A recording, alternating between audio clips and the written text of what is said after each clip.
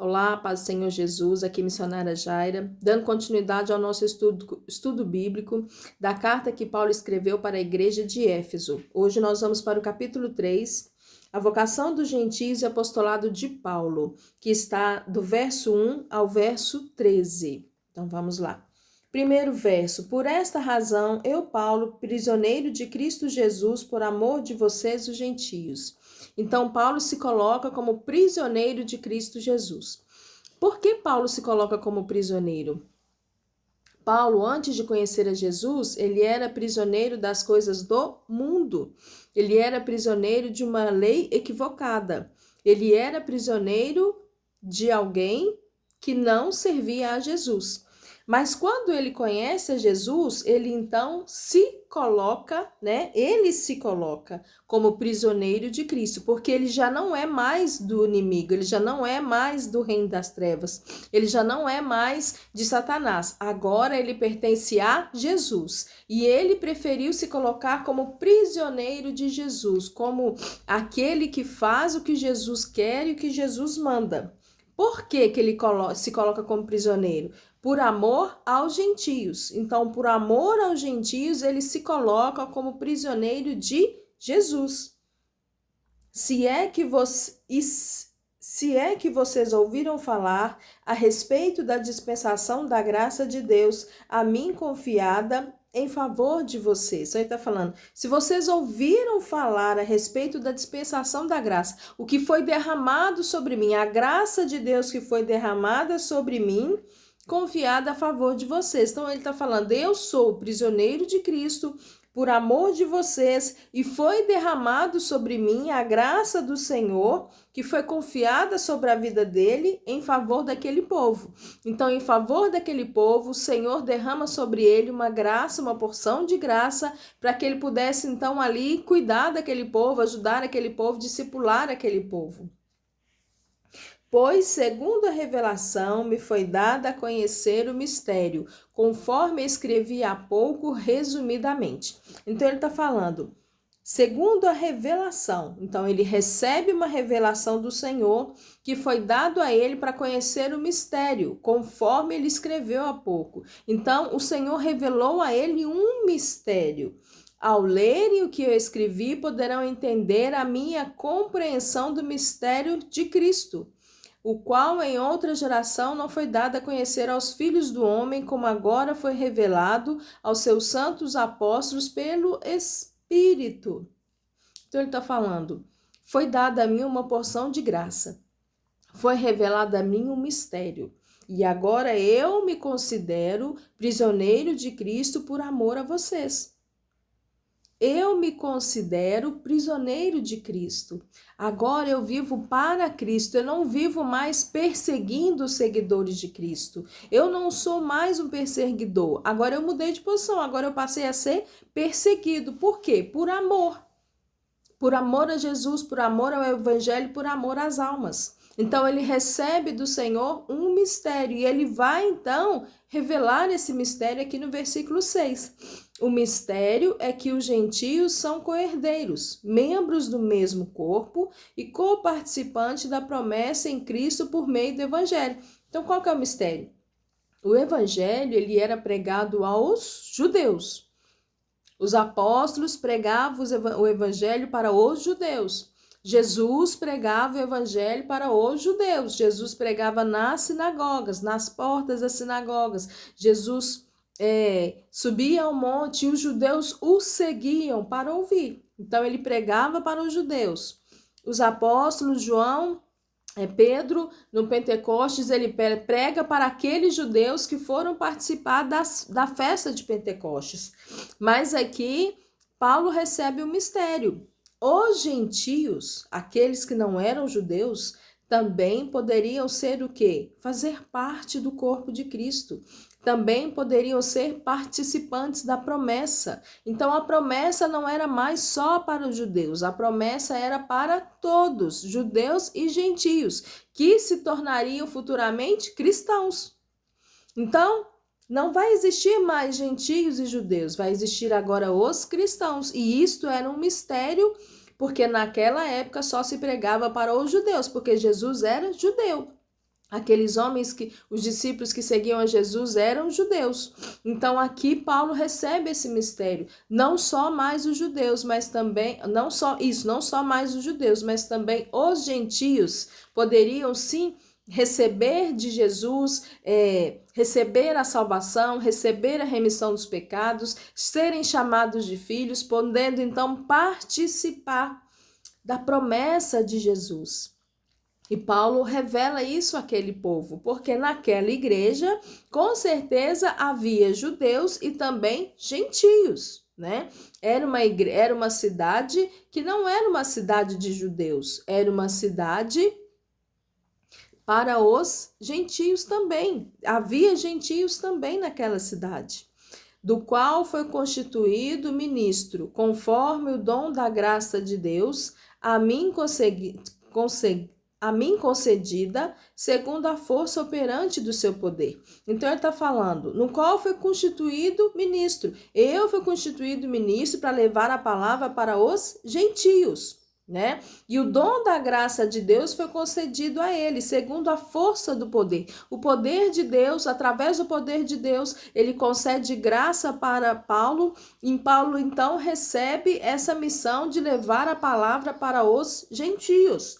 Quando a gente vai lá em Atos 2, Ananias recebe uma palavra do Senhor. O Senhor manda que Ananias vá até Saulo, e ore para que ele então volte a ver, para que ele então fosse ali transformado, ele seria batizado no Espírito Santo, ele seria o novo homem. E aí Ananias fica meio arredio porque Saulo era um assassino, ele matava aqueles que seguiam os judeus. Então o Senhor fala com ele, vá porque ele é um vaso escolhido para levar a minha palavra aos gentios. Então Paulo recebeu essa missão e o Senhor derrama sobre ele um dom de graça conforme o seu poder para que ele então cuidasse ali dos gentios, levasse a palavra, levasse o evangelho, levasse Jesus aos gentios.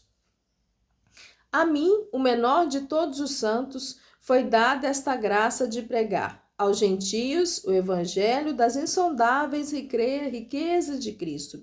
Então, ele entende que ele se coloca como o menor de todos e foi dado a ele a graça de pregar para os gentios. Então, o que acontece?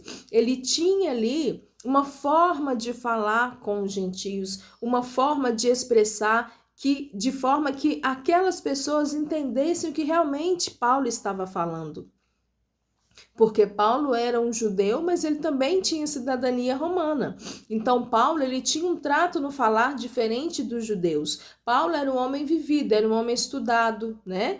Então ali ele foi escolhido para levar a palavras aos gentios. E ele foi então preparado por Deus espiritualmente, porque ele já era preparado como pessoa, e espiritualmente o Senhor prepara e derrama sobre ele a graça que ele precisava, para que ele então pudesse levar a palavra aos gentios, levar as riquezas de Cristo, levar as profecias, as promessas, tudo que o Senhor já havia preparado. E manifestar a todos qual a dispensação do mistério, que durante tempos passados esteve oculto em Deus, que criou todas as coisas. Então, até um tempo, esse mistério foi oculto.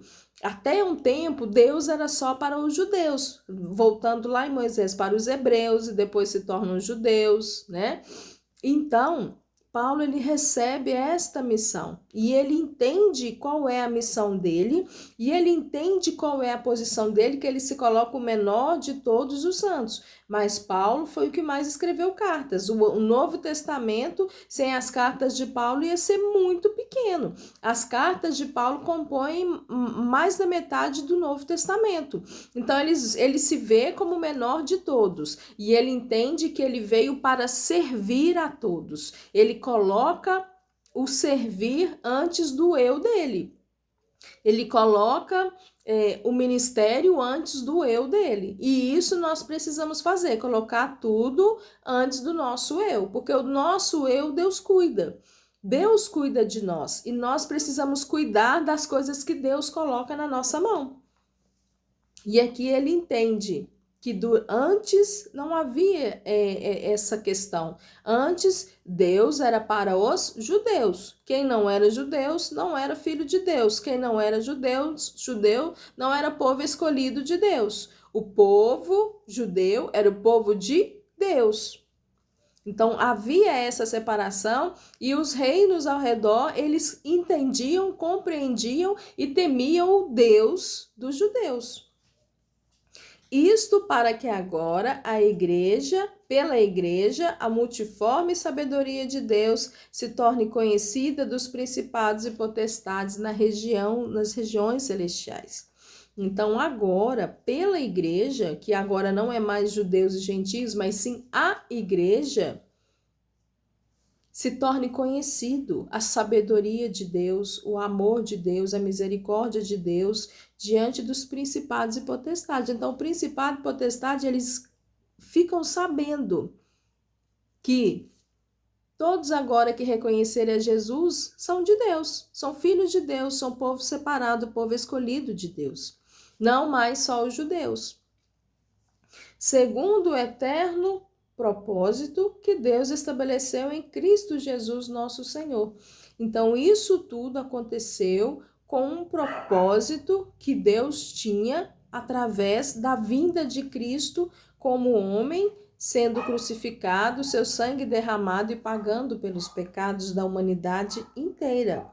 Em Cristo temos ousadia e acesso a Deus com confiança mediante a fé dele. Antes de Cristo, nem todos tinham acesso ao Senhor. Antes de Cristo, só tinha acesso ao Senhor quem ele permitisse. Normalmente eram reis, profetas, sacerdotes. Deus escolhia a quem ele daria acesso. Hoje não. Depois de Cristo, depois da morte de Cristo, depois do véu rasgado, nós todos temos acesso ao Senhor. Nós todos podemos conversar com Deus, mas qual que é a condição? A nossa fé nele. Nele quem? Em Cristo. A nossa fé que Cristo morreu pelos nossos pecados. A nossa fé que o sangue derramado de Jesus nos livra do pecado, nos livra da morte e nos dá a salvação. O sangue derramado de Jesus paga as nossas dívidas com Satanás. Ele nos livra do pecado e ele nos livra de morrer no pecado. A sua ressurreição nos dá a salvação. Ele foi o primeiro a ressuscitar e ele vai vir nos buscar. Quem que ele vai buscar? Quem tiver confiança e fé nele. Mas nós podemos ter acesso ao Deus se nós tivermos confiança e fé nele. Confiança e fé de quem ele foi, de quem ele é e de quem ele vai ser eternamente. A nossa fé nos dá acesso ao Senhor. A nossa fé nos dá acesso a buscar ao Senhor, a conversar com o Senhor, a pedir ao Senhor, a agradecer ao Senhor, a ter intimidade com o Senhor. Só quem tem fé que isto pode acontecer vai viver esse sobrenatural do Senhor. Portanto, eu peço que não desanimem por causa das minhas tribulações em favor de vocês, pois isso é motivo de honra para vocês. Então, o que ele está falando? Vocês não podem desanimar. Quando vocês verem as minhas tribulações, o que eu estou passando, isso não pode ser desânimo para vocês. Isso tem que ser um ânimo para vocês, uma injeção de ânimo e uma honra para vocês verem que eu estou sofrendo tribulações por causa do meu amor por vocês, por causa da minha obediência pelo Evangelho, a minha obediência a Jesus, a minha obediência ao Senhor e o dom da graça que me foi derramado. Então é isso que Paulo traz para aquele povo. Ele vem trazendo essas revelações. Vocês, gentios, agora vocês também são filhos de Deus, assim como os judeus. Vocês também são povo separado, povo escolhido, povo eleito, assim como os judeus. E vocês podem, sim, ter a ousadia de acessar a Deus, de conversar com Deus, tendo fé no Filho dele, tendo fé no que o Filho dele fez, no que aconteceu, na morte dele, no derramar de sangue, na ressurreição dele, tendo fé na palavra que você está lendo sobre Jesus. Por quê? Nós não vimos Jesus ser crucificado, nós não vimos Jesus ressuscitado. Nós temos a palavra escrita, nós temos a Bíblia. Então nós temos que ter fé no que nós estamos lendo. E a nossa fé nos aproxima de Deus, nos faz poder termos acesso à intimidade com Deus, a conversar com Deus, a buscar Deus, a clamar, a orar, né? A ter um particular com o Senhor. Nós podemos conversar com Deus como nós conversamos com um amigo. Nós podemos lamentar as nossas dores. Nós podemos pedir algo. Nós podemos interceder por pessoas, nós podemos levar causas diante do Senhor, sabendo que é feita a vontade dele, não a nossa. Nós temos que estar totalmente abertos ao que o Senhor tem para nós. Muitas vezes vai trazer alegria, outras vezes vai trazer tristeza. Ah, Jesus! Ao tempo de sofrer, ao tempo de choro, ao tempo de renúncia, ao tempo de perca, mas ao tempo de ganho, o tempo de alegria, o tempo de sorrir. Tudo é no tempo certo, preparado para o Senhor. E o Senhor, ele vai nos lapidando, assim como o Senhor lapidou Saulo, que se torna Paulo, um homem que era perseguidor da igreja, agora passa a ser perseguido e faz isso por amor aos filhos de Deus, por amor a Jesus. Ele se coloca numa posição pequena, numa posição menor, se coloca como escravo de Jesus, por amor àquele povo. Glória a Deus. Só o Senhor pode fazer essa transformação nas nossas vidas. Só o Senhor pode nos dar esse renovo. E nós, sendo gentios, podemos receber Jesus na nossa vida como judeus. E agora nós não somos mais gentios, nós somos igreja. Nós somos cristãos, nós somos filhos de Deus. Nós podemos receber o dom da graça do Senhor, o dom da fé e vários outros dons. E podemos ser usados por Deus assim como Paulo foi. Mas nós não podemos nos perder quando somos usados pelo Senhor. Paulo não se perdeu. Paulo entendeu qual era o seu propósito, viveu a sua vida dentro desse propósito, anulou a sua vida quantas vezes foi necessária por amor a Cristo, por amor ao povo, por amor aos gentios, por amor aos judeus. Ele amou como Jesus amou. Ele foi o quê? Imitador de Jesus. Ele falou: sede meus imitadores como eu sou de Cristo. Paulo trouxe o exemplo, Paulo nos dá a direção, Paulo nos mostra o caminho. E ele também passou dificuldade, ele passou tentações, ele passou dores, porque Paulo é um ser humano como nós, também pecador. Jesus veio como um ser humano como nós, mas sem pecado. Paulo não, Paulo era um pecador. Paulo, antes de conhecer a Jesus, de ter uma experiência com o Senhor, ele era o quê? Assassino. Ele ordenava mortes, ele matava pessoas, único e exclusivamente porque aquelas pessoas professavam a fé em Jesus. Ele achou que ele verdadeiramente estava fazendo algo correto, porque ele vivia na lei.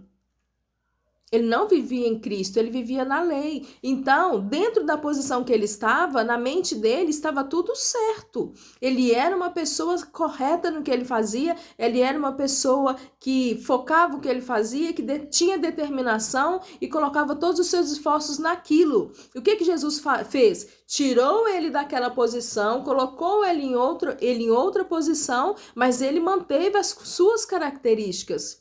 De manter o foco, de colocar a sua vida e toda a sua disposição naquela missão. Senhor mudou a posição dele, usou todas as características que ele tinha como homem, como ser humano, e acrescentou algo mais. Acrescentou amor às pessoas, acrescentou o dom de graça, acrescentou a palavra, acrescentou muitas coisas na vida dele, no âmbito espiritual, para que ele cumprisse a sua missão.